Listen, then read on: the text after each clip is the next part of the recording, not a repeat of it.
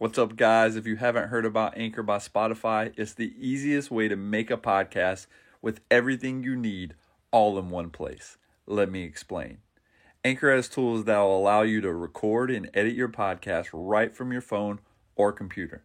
When hosting on Anchor, you can distribute your podcast on listening platforms like Spotify, Apple Podcasts, and much more. It's everything you need to make a podcast in one place. And best of all, Anchor is totally free.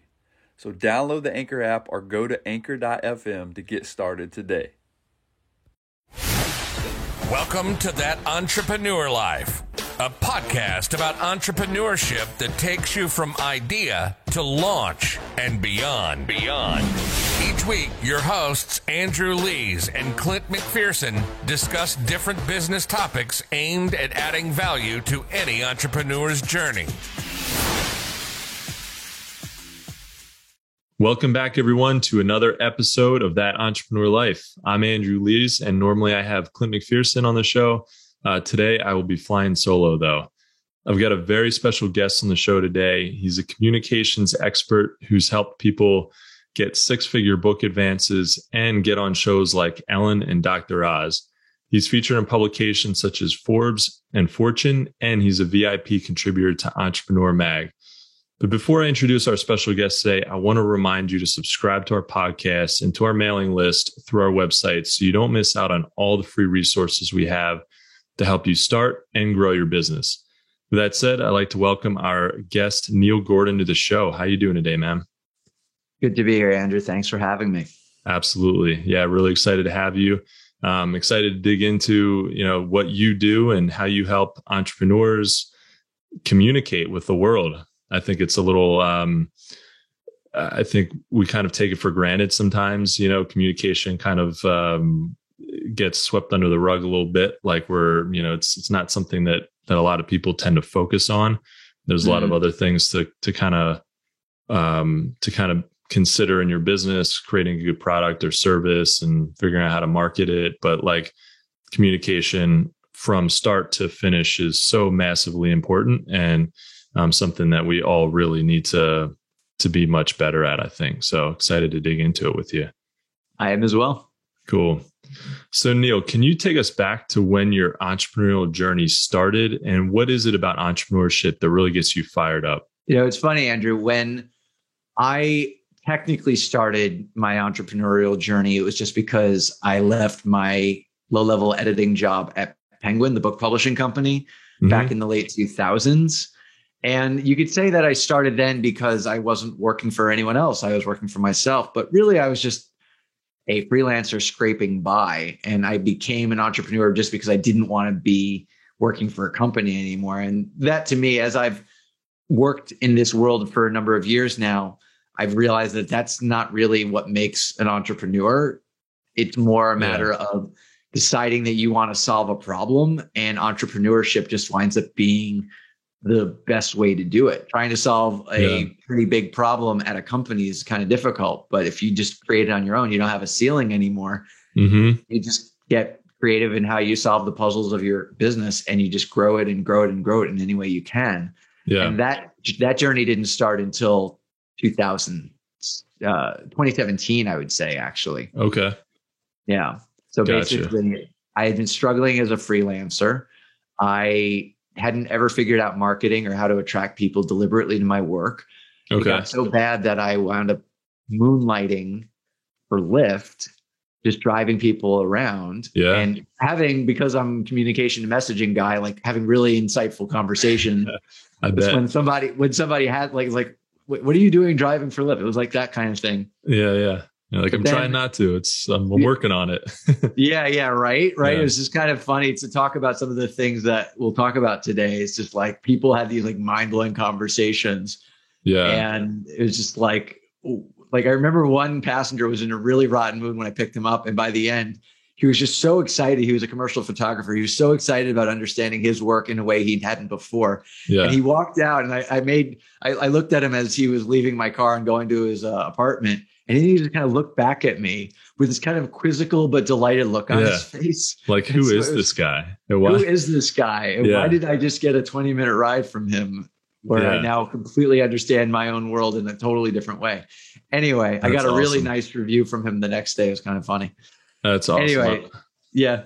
I wonder if he thought he was on like a hidden camera show or something, like, you know, hey, where are the cameras? What's going on? You know, like, because you wouldn't expect that from a typical Lyft ride.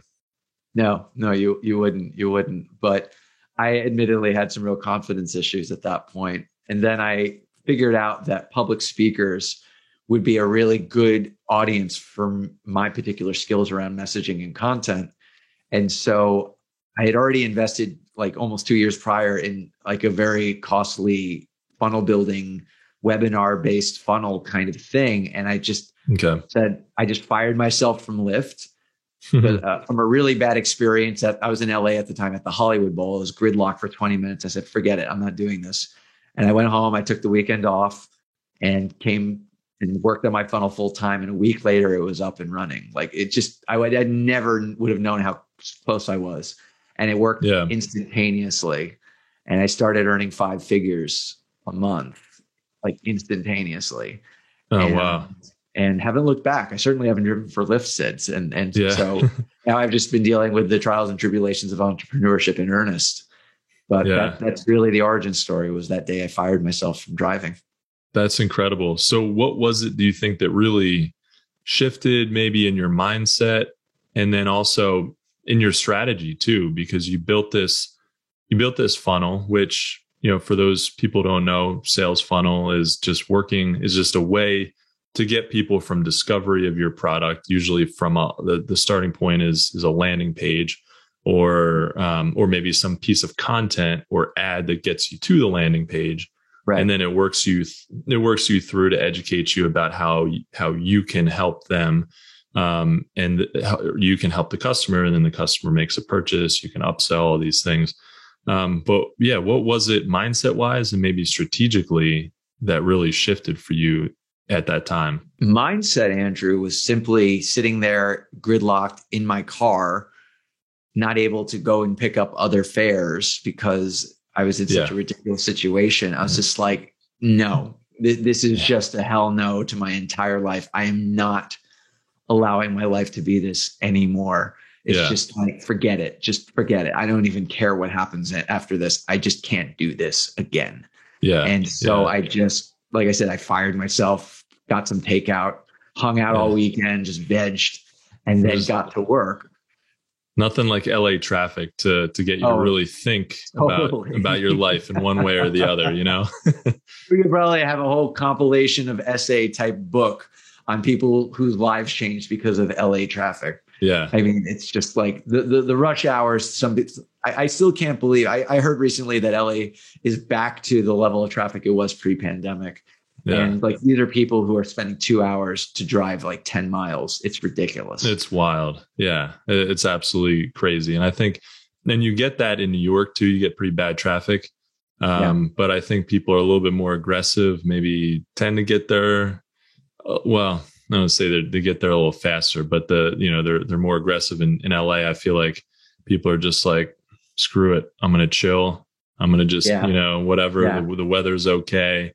But like, even if you're relaxed and calm and, maybe even smoking something, I don't know. It's like, that's still such a rough, commute, such a rough way to live every day, commuting those kind of distances and getting just stuck in that kind of traffic. So it gives you a lot of time to think. Especially when you have to do the driving yourself. If it was a self-driving thing and you could just read a book or something, that might not be as bad. But exactly. Yeah. Well, that's cool. Yeah.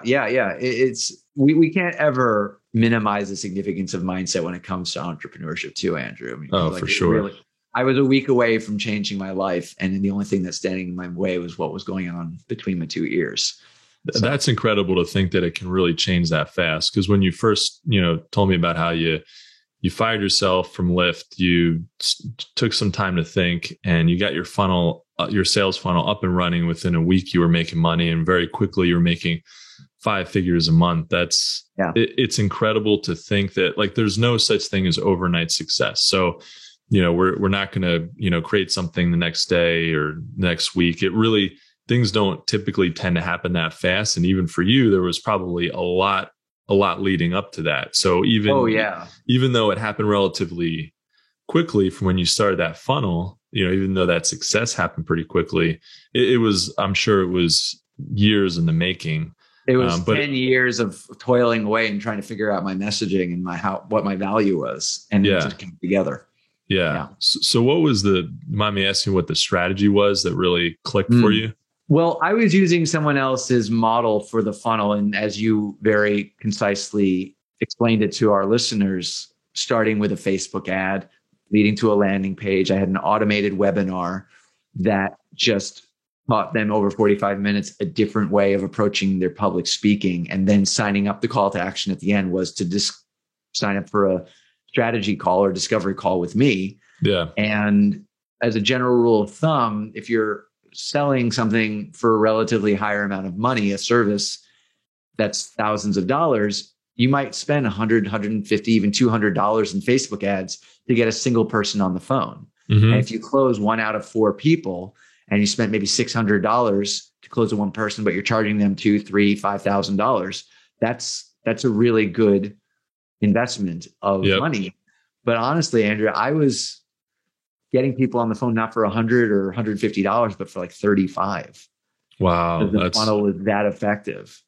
Right? That's incredible. Yeah. Because usually it does take that. Usually if you're getting a 3 to 5 times return on investment. So, you're putting in 100, you're getting $300 to $500 out. That's actually incredible. But it sounds like you were doing much, much better than that.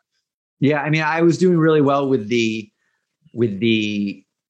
amount of Facebook ad expenditure to get someone on the phone. What I was doing less good at, because again, mindset issues, I didn't have confidence. I had just come from driving. So I was charging very little money. Yeah.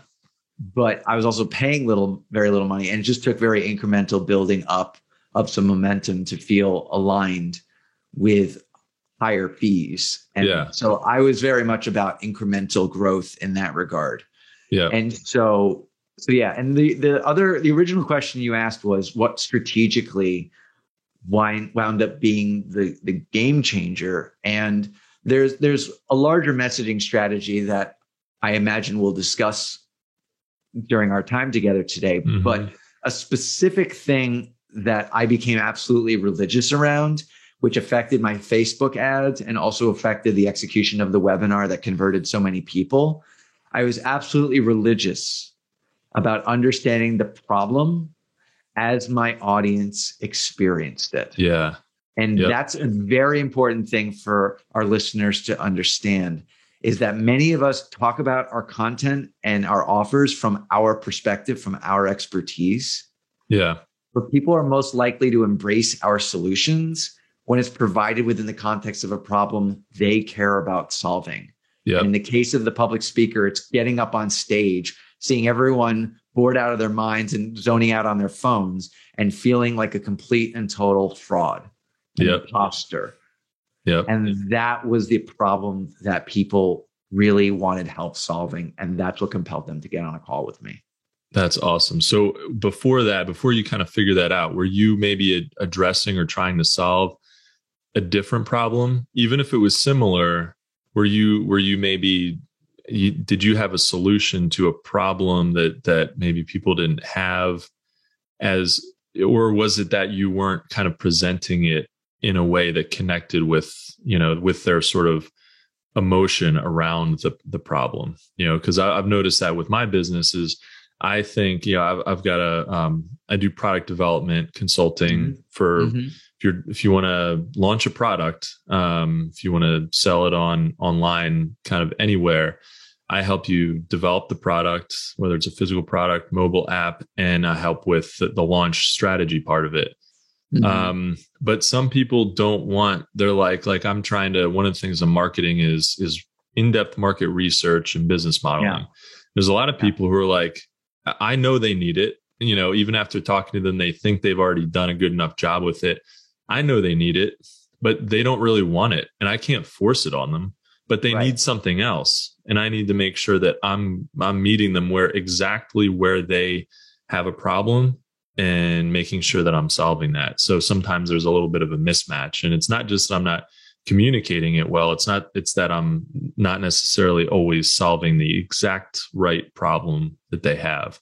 Yeah. And that's a really good point to make, Andrew, because often as entrepreneurs, what we're struggling with is understanding the depth of the problem in a way that our target audience does not. Mm-hmm. And that there needs to be some kind of education, which is why longer form content like a video sales letter or a webinar or something like that winds up being useful, and that you can indoctrinate them into a new way of solving the problem, a different way of doing things. But whether it's in a webinar or it's giving a speech or it's writing a book or whatever it is, I encourage my followers to, again, be religious about the problem as the audience member understands it themselves, and then transition them into that education from there, so that they don't want in-depth product development, your folks, right? But what they do want is market penetration. What they want are early customers. They want momentum. They want to stand out. They want to know that a year and a half of developing their product isn't going to go up in flames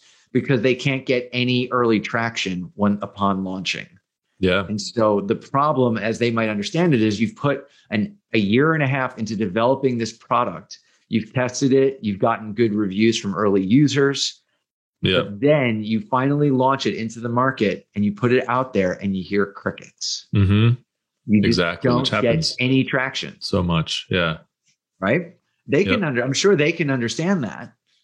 I'm sure they understand the significance of putting all of that time and effort and resources into putting something together for it to completely fall on deaf ears.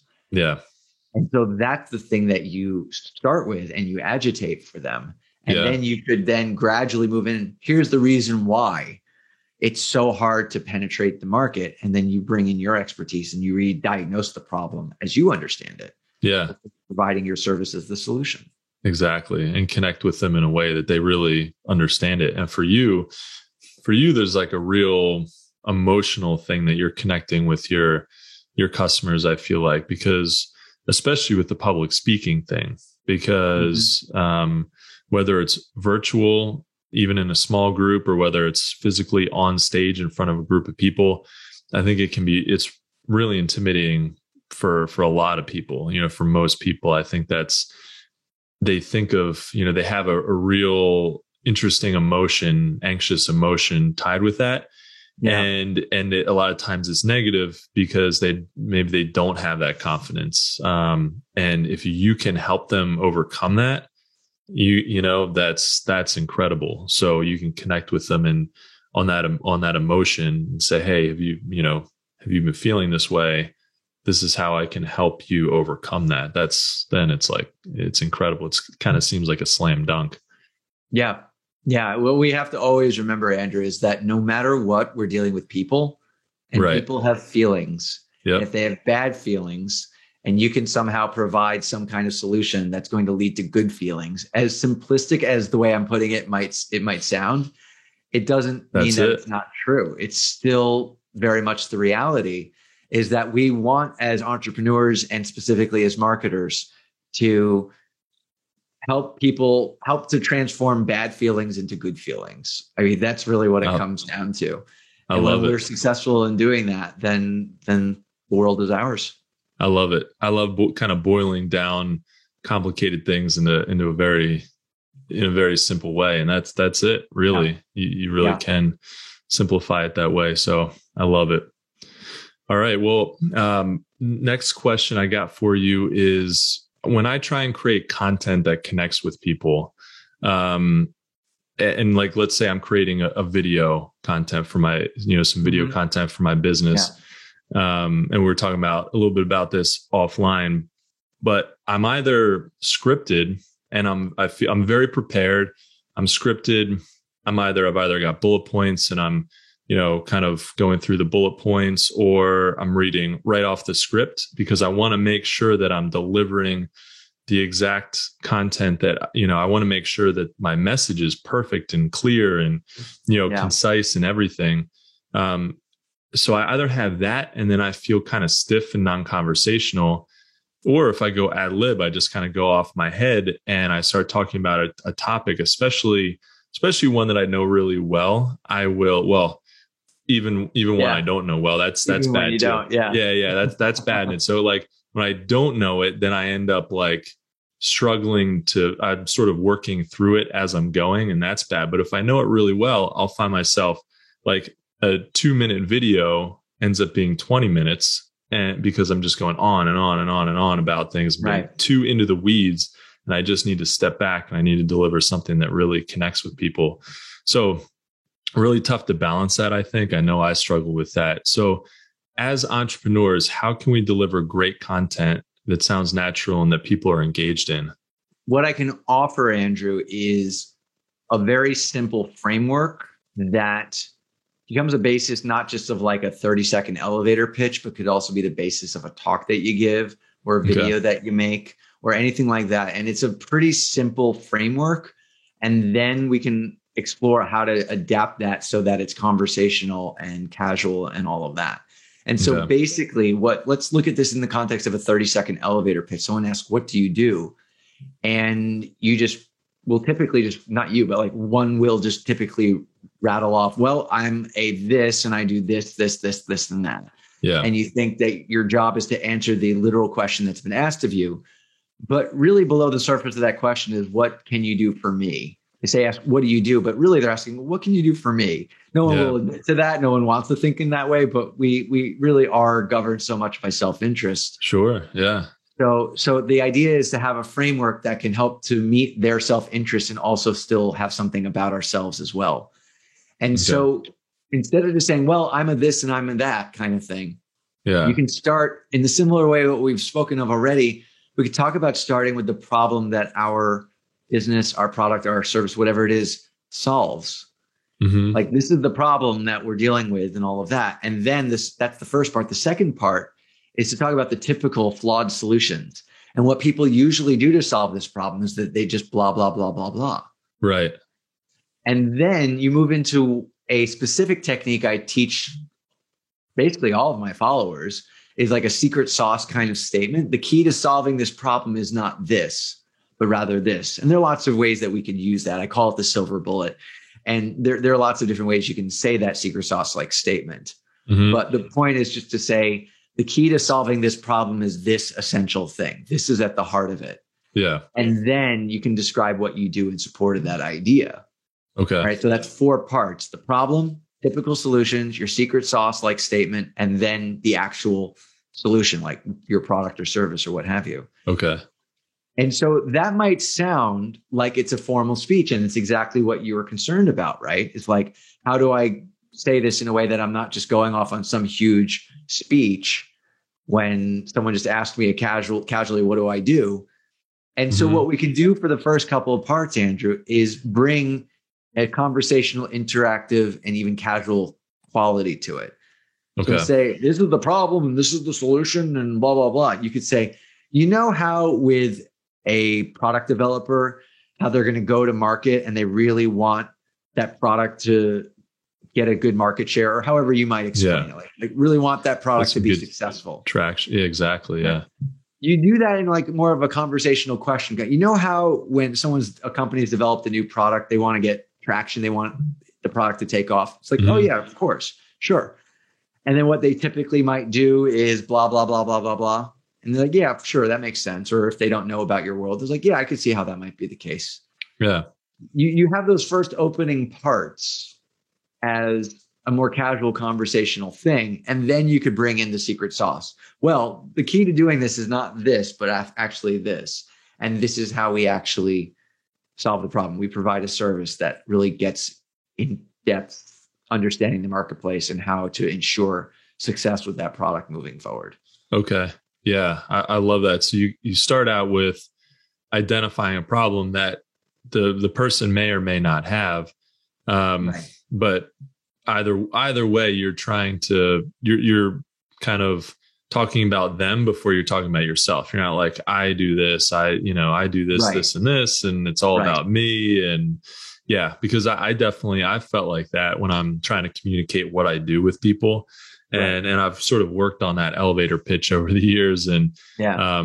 but in the beginning, I was rambling. I was just talking about, I develop products, and then I help, with launches, but then I would really get into the weeds of it. And then 2 minutes later, people's eyes are glazing over and they're like, I don't care. Yeah. So, so yeah, I think if you can, what I've noticed is I felt like I'm the most successful with that pitch when somebody asks follow-up questions about it.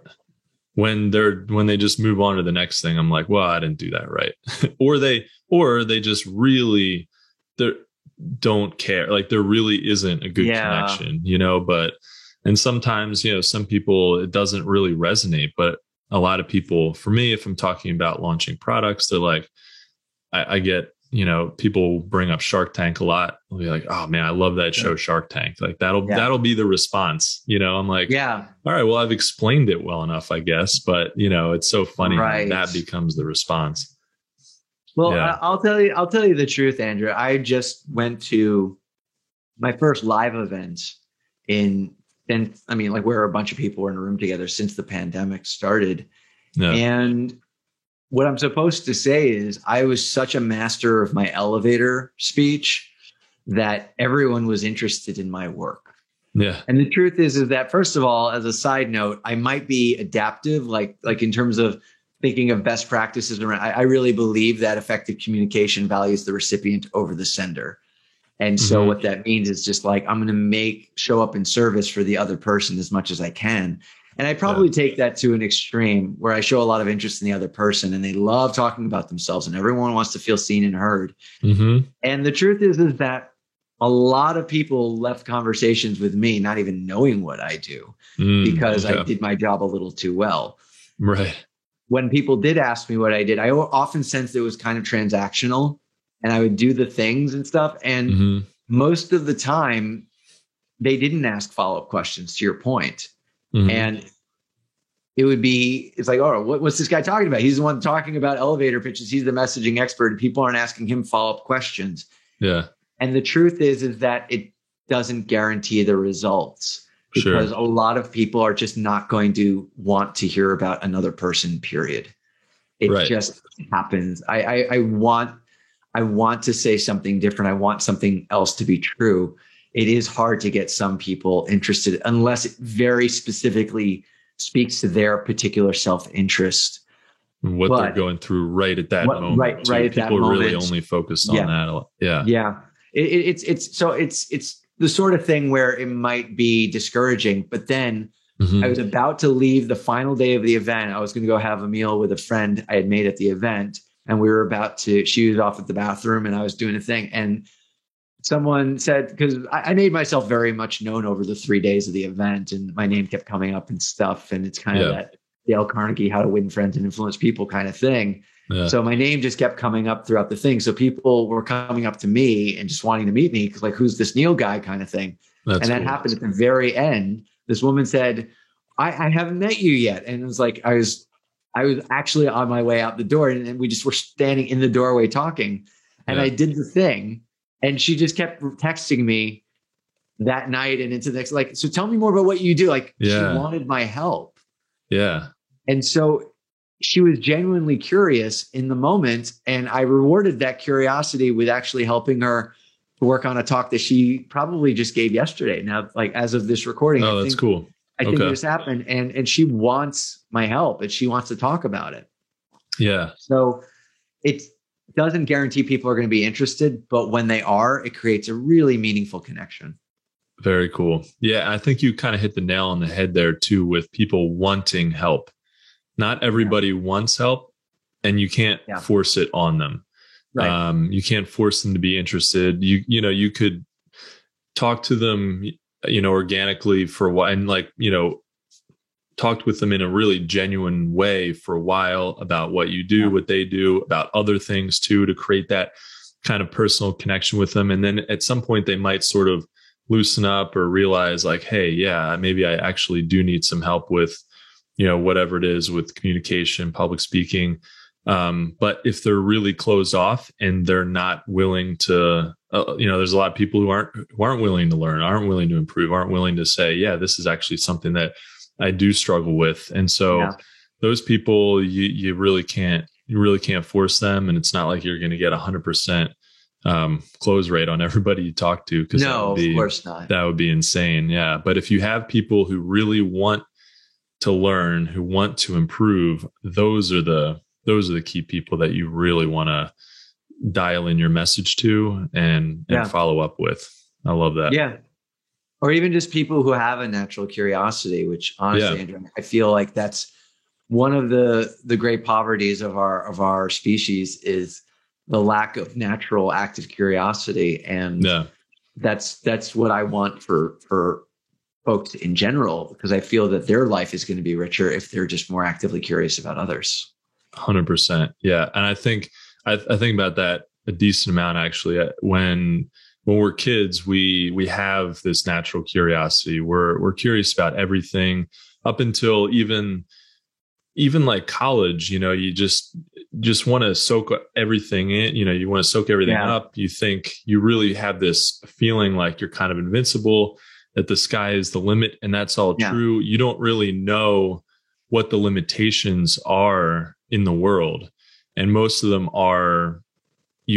Most limitations you really end up putting on yourself, but you just, you don't really understand how the world works yet. So, when we're younger, we're a little more naive, but we're super curious. And that having some, being naive, a little bit, and having that curiosity, I think helps us, propel forward, because we're not worried about whether something's not gonna work out. We're not as worried about failing. We want to discover new things, and somehow that kind of gets chipped away over, as we go into the professional world and you get a job and you just sort of I feel like a lot of people kind of get beaten down. Yeah. And that curiosity and that willingness to learn and adapt and grow just starts to erode away. So I think it's so important for all of us to make sure that we're staying curious, we're staying, engaged in the world and trying to have fun and trying to learn and grow. And and that goes back to what we talked about before about mindset and about how it's so important. Yeah, it really does become a game changer. And there's even neuroanatomical evidence of like going from that kind of limbic or amygdala hijack kind of fight or flight kind of state into the frontal lobe, the prefrontal cortex. That I'm butchering neuroanatomy here, but getting into that reasoning center in the front of the brain and just basically being in that state of wonder rather than that state of reaction. And it just, and it becomes actually a very powerful way to mitigate the reactions we have when things don't go our way. Yeah. And so it's not always easy to do and could take a lot of effort, but it's absolutely worth the effort in the end. 100%. Yeah. I love that. There's some really awesome advice packed in there. Yeah. So Neil, what's your pitch to people who need help with a pitch? Kind of a simple, straightforward question, but what's your pitch to people who need a pitch? What most people believe a pitch needs to be is getting as much content, as much information across as possible. That the more information they provide, the more value they provide, the more likely they are to convert someone else to their way of thinking. But people aren't empowered by information. They're empowered by the belief that change is possible. And so in helping people to get a more effective pitch, what I'm essentially doing is helping them to create a strategy that helps their audience to see that the change that you're promising in your pitch will work for them. And that's what converts them at the end. They say, oh, yes, I can see this. And when they can see it, that's when they're going to get on board. That's when they're going to go ahead with it. It doesn't guarantee, like we've just talked about, that everyone's going to convert. Right. But the people who are going to most benefit from our help are going to see the value in it because of that belief. I love it. Yeah. Well done. Pitch on what people need to have a successful pitch. I think that's I think it's really, it was nice and simple, it was nice and to the point. And it is important for people to, to do that, to solve you went into the problem, talked about the sort of the secret sauce and the solution, like we had talked about before. Right. And it's not just about talking to people. It's about making that connection and showing them, giving them the faith that you can solve them. First of all, that there is a solution at all, right? Right. It's like, before you even say, hey, I can solve this problem for you, you're saying there is a light at the end of the tunnel for you with this problem. Yeah. And by the way, this is how I can help you get there. So I love that. Yeah. That's awesome. Cool. So what do you think the secret is? I mentioned this in the intro, about you helping people get on shows like Ellen and Dr. Oz, which is pretty incredible. What's your secret to doing that? And also talked about how you help authors get larger book deals. And what's your secret to all that? The recurring theme in so much of the content that I do in general winds up being about that secret sauce technique that I labeled as a silver bullet. In that when I would work on a proposal with a client or help them to put together their content in general, before we figured out what the chapters were going to look like, and before we worked out what any given body of content was meant to be, we first figured out the larger foundational concept. Okay. What is that driving idea that brings everything together, so that when you read that in the early stage of the book or the book proposal or in the speech or whatever it is, people have that epiphanous moment. They say, oh, I get it now. I see what that is. And they have that epiphanous moment. And then that leads to them getting invested in the possibility that we have spoken of already. It's like, oh, I get it. Because that secret sauce like thing, when you look in a nonfiction book that's sold a lot of copies and it's in the Kindle edition, and it aggregates all the most highlighted passages. The most highlighted passages are often this silver bullet like statement, this is the key to solving this problem most essentially. Yeah. Because they don't need to interpret that sentence. They suddenly get it.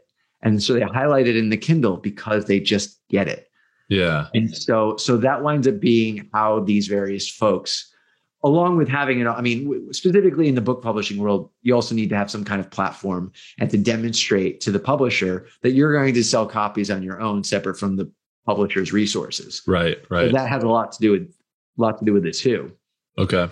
But the content itself benefits from having that distilled idea. And another thing that I teach people about specifically around book proposal and book writing is that rather than start with an abstract, like the beginning of a scientific study, you might have an abstract, like a little paragraph that says, this is what the study is about. A hypothesis. People think, yeah, exactly. A synopsis. And so people think they need to have a synopsis at the beginning of their book proposal. And the book proposal is meant to show the reader of the proposal what a book is going to be. Like, the idea is to convince the editor or the publisher or the agent that this is a viable book. And so instead of starting with a synopsis, to start with a story, draw them in right away. And we started with a story, and one of those proposals that got that nice advance and everything was bought by HarperCollins. And the first thing the editor said on the other side of making the deal was how much he loved that opening story because it introduced the author to the reader. That's awesome. And so just people are most likely to integrate your content when they're emotionally invested in doing so. Yeah, exactly. Getting them emotionally invested right away winds up being a really important strategy in all of this. So, and yeah, I love that. And that kind of goes back to, we're talking about creativity and how important that is to have that, and how I find myself kind of not being, I kind of write a little bit, and I'm not writing books, by the way, but like the content that I write sometimes ends up being like a little stiff, and I know exactly the end. I'm trying to get from A to Z, and I just draw a straight line there. And I forget to pull people in and, put like a story behind it. Like, this was my journey. I've experienced these things in a certain way, and this is why I'm trying to get you from point A to B. It's like when people understand, when people can connect with a story instead of just this like really, really rigid, thing or really rigid abstract concept, they're like, whatever, I don't care, because it's not rooted in somebody else's story. So I love that. And actually, as we were talking, I was thinking about in college when I was writing entrance letters to colleges. You got that you sort of talk about why, what your journey in life has been so far, and why you want to. Sometimes they have specific questions that you have to answer, like the college entrance essay. And one of them I just wrote all about surfing. I love to surf, and I wrote about how surfing connects, like the lessons that we learn in surfing have a lot to do with life, and patience, just waiting for waves, the commitment when you start paddling for a wave, especially a bigger one. You got to have commitment. If you're not going, if you hesitate for a little bit, you're going to wipe out. All these different things, all these different lessons that surfing teaches us. And it was so easy for me. It was so natural. It was part of my life. And I wrote it. It was the easiest, most effortless college, essay that I wrote. And it was funny because I didn't 100% care whether or not I got into that school that I was writing the essay for. And so I didn't care that I was writing this perfect professional, trying to dial in exactly what they wanted to hear and explain to them why I wanted to go to their college, which I was kind of doing more for other colleges that I was really, kind of desperate to get into. But this one, I just wrote really from the heart, and I wrote this story, and I got into that college. And not only that, but they wrote a letter about how in the acceptance letter, they actually included how much they loved that essay. Really? Yeah. It wasn't just a form acceptance letter. That's amazing, Andrew. Yeah. That's so cool. Right. And I was totally unexpected. I thought no serious college is going to care about an essay about surfing. Yeah.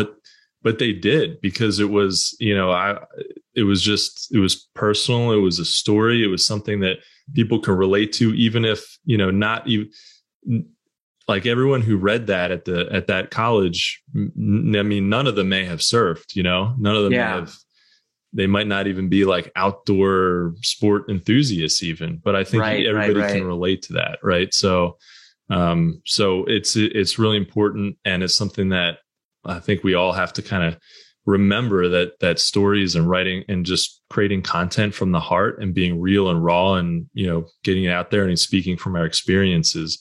It's what people want to hear, and it really draws them in and connects us with them. No matter what, Andrew, we are always dealing with a person who is feeling one way or another in the experience of their own life. Yeah. And if you create something that positively impacts that experience fundamentally, that's just the foundation of everything else that follows, no matter what we're doing, no matter what. That's awesome. Exactly what you did with that essay, that you helped them to feel something desirable in the experience of their life because of what you offer to them. Yep. Man, as I'm getting pretty excited as we're talking, I'm thinking about all these different things I can start to implement right away. And hopefully our listeners are kind of getting excited too about the different strategies, tactics, and that they can implement in their business, and just being more creative is definitely been a common theme here. So as we end here, if you could, Neil, if you could only focus on one thing in entrepreneurship, what would that be? I would spend the rest of my years helping each expert, each visionary, each entrepreneur to step into that secret sauce, like silver bullet, like statement, and take full ownership of that idea, the thing that defines their special take on something. Yeah. And I remember working with one gentleman who had hired me for public speaking, and then the pandemic happened. So a month after the pandemic started in April of 2020, he retained my help in figuring out how to express the unique value of his program on giving corporate feedback. And we found that secret sauce like statement. And in his testimonial, he said he made multiple 5-figure deals in the months that followed. Wow. And it's private, like what the number wound up being, but the idea is that he made multiple 5-figure deals. And it's more than the money, Andrew. It's more that he took such clear and distinct ownership of his value in the world. Mm-hmm. And that ownership came across, which is really the reason why he had so much success with it. And so to help eradicate imposter syndrome in another human, so they say, this is my value and I have a voice and I'm going to share it with whoever is open to receiving it. Yeah. That's a game changer. That changes the trajectory of a life. If I could spend the rest of my life just doing that for people, that would be a really good life well lived. That's incredible. It's such an important thing. And you mentioned imposter syndrome, which is something we've talked about here on the show before. But it's something that as entrepreneurs, I think we all feel. And in order, and to get over that is massive, and how you perceive your business, but more importantly, how other people perceive you and your business and what you do, because it's so easy to kind of be like, oh man, I don't know. I'm just going to put this out there. I think people will want it. I hope they want it. I'm like pretty good at this, but I hope it connects with people. And then it's so easy for people are really smart. Customers are really smart in general, and they'll sniff out very quickly whether or not you're really good at what you do or whether you're really confident at what you do. And if you can just have that confidence, none of us are perfect. We don't know all the answers.